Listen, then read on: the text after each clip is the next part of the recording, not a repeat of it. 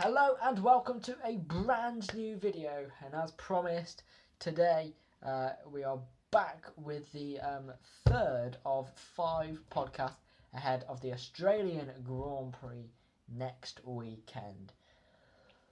Sorry, as I said yesterday, I haven't been doing mini videos because I've been a bit ill recently, and with I've got like 3 assessments in like the next 2 weeks. So yeah, university does obviously take 100% priority over YouTube journalism and my website, but I still try and do bits and bobs here and there, and we're back today as it's the weekend. So yeah, so today we're going to be talking about circuits and which Formula One circuits I feel are the A grade ones and which ones should be scrapped. I think a good starting point is the article that I'll link down below by motorsport.com in which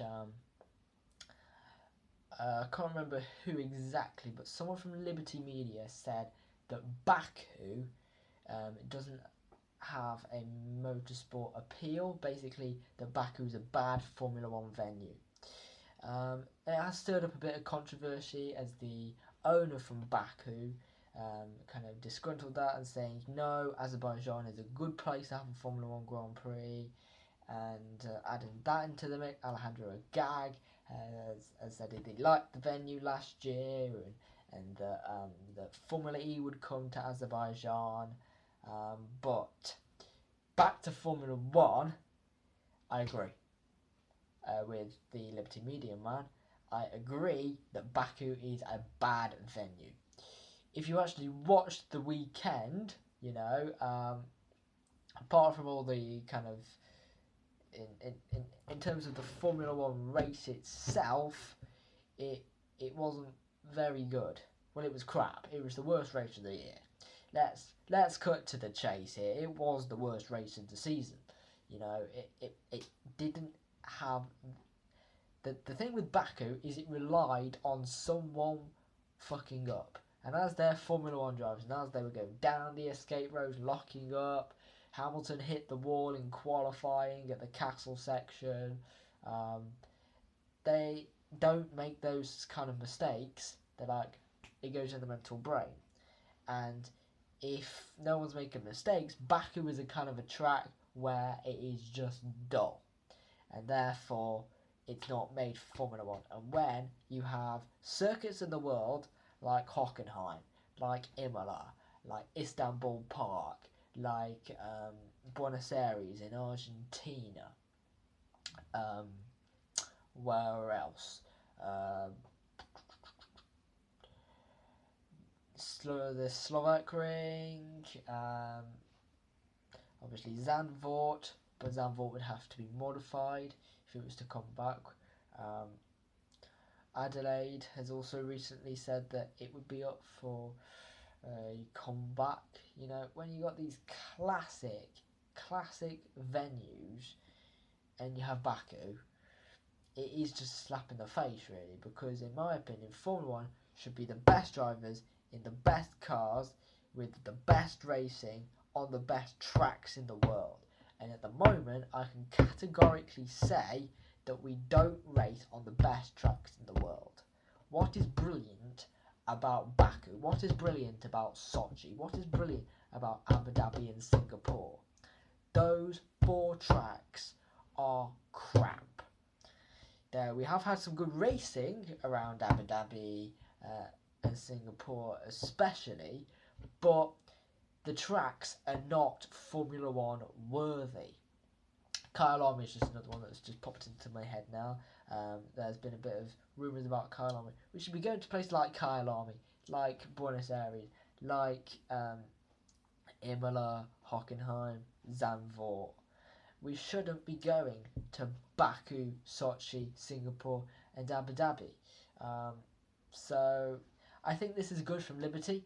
I think this is going to continue.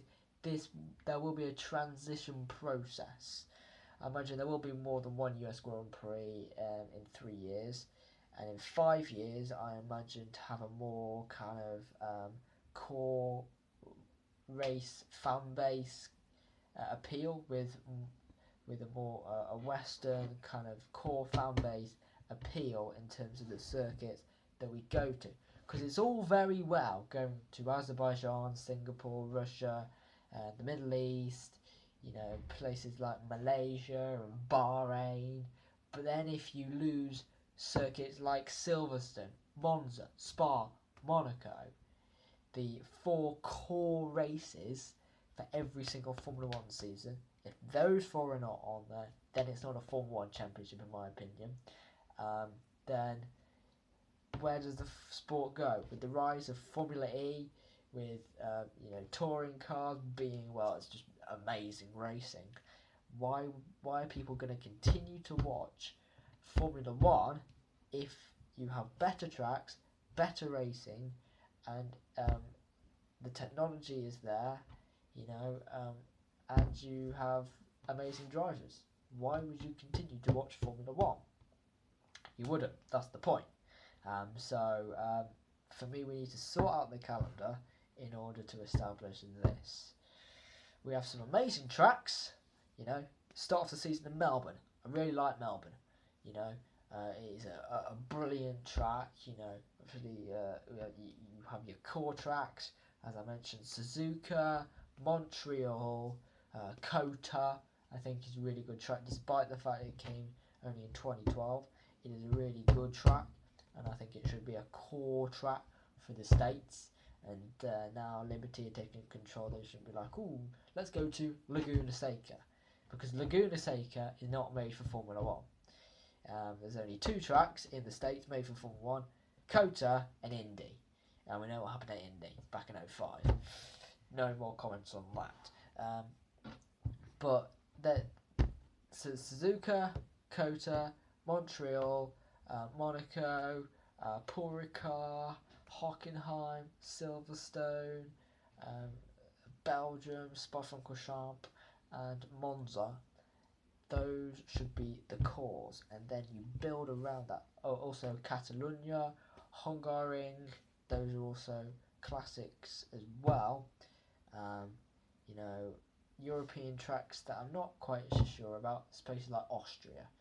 We had a good race in 2016. 2014 was alright as well. 2015 was a bit boring, not gonna lie. It just doesn't. It's very simple. That's the problem. There's too many straights. In the feeder series, it's always absolutely lit everywhere. So you know, it doesn't really matter because they have spec engines. Where in F1, you know, Mercedes powered cars do well. Renault power cars not so well. Honda power cars are barely moving. You know, where you know you need a mixture of medium, high speed straights, and low speed corners. You know, so interesting employment there. You know, I bring back Imola, Istanbul, a track in Argentina. Whether Buenos Aires is still possible, I'm not quite sure. Kyalami, if not the track that MotoGP use. Thomas Rio Honda. I'd also bring back Kyalami, Adelaide possible, but actually no, I wouldn't, because Melbourne is a much better track. Adelaide, obviously, I'm not quite that old. You know, I'm only 18. I've only been watching Formula 1 since 2006, so we don't actually remember Adelaide as such. But you know, I think we should just be more open and kind of have a fresh slate with Liberty. If they want to have like another American track, like have one, the streets in New York, that was a project that Eccleston wanted to pull off and never did, they could do it. You know, there's a Formula E race in New York this year, so I think the New York authority are more complacent towards that. So, be interesting to see if they can pull that off. But what I'd like to see is the core tracks remaining, and then they build around them. You know, kind of building around them. Malaysia is gonna off the track at the end of 2018, I think. Or is it even at the end of this year? No, it's the end of this year. In 2017, they don't have a contract for 2018. Singapore off the track, off the calendar at the end of 2018. They have renewed contracts at Russia and Canada to 2025 and 2029. So unfortunately, Russia is going to still be on the calendar. China obviously is a very important market for Formula One, and looks like the Shanghai International Circuit is going to renew its contract, which is positive. I'm not a massive fan of Shanghai, but it's a good circuit. If not, obviously, people are rumouring Macau. Macau's not possible for Formula One. Just look at the hairpin.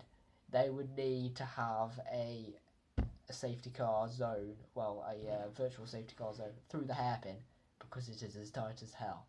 And, you couldn't make a move. If you tried to go too wide through the hairpin, then you'd both be out the race. That's just not a possible overtake, especially in the 2017 car. Would they even fit round the hairpin? I doubt it, to be honest. So, Macau's not possible. There's a couple of other Chinese tracks, but I think Shanghai is overall a good package for Formula One. Other markets, Bahrain is a good solid track, but also something I'd like to readdress is, what is the point of having night races? Singapore was like, oh, it's the first night race. I was like, do we really care? Does Formula One need night races? I agree it does look cool, but I don't know. I do see the point. Don't roast me, because I do see the point, but I just don't think it's entirely necessary. Think of the amount of energy. I know Formula One's meant to be an entertainment sport. Now Formula E's around, and I'll be making a separate video about this. Probably be the next one in terms of the technical regs and so on, which will be the next few days, and then I'll do one on the fans probably on Thursday, because I'll be going home on Friday. But in terms of backs to the tracks and the lighting, you can see the skid plates more. You can feel like it's closer and it's more closed in. And for Bahrain, it really worked. Singapore and Abu Dhabi, we didn't see it. We haven't seen it in the light. Only if you watch GP2 do you see Singapore in the daylight, and it looks pretty much the same, to be honest.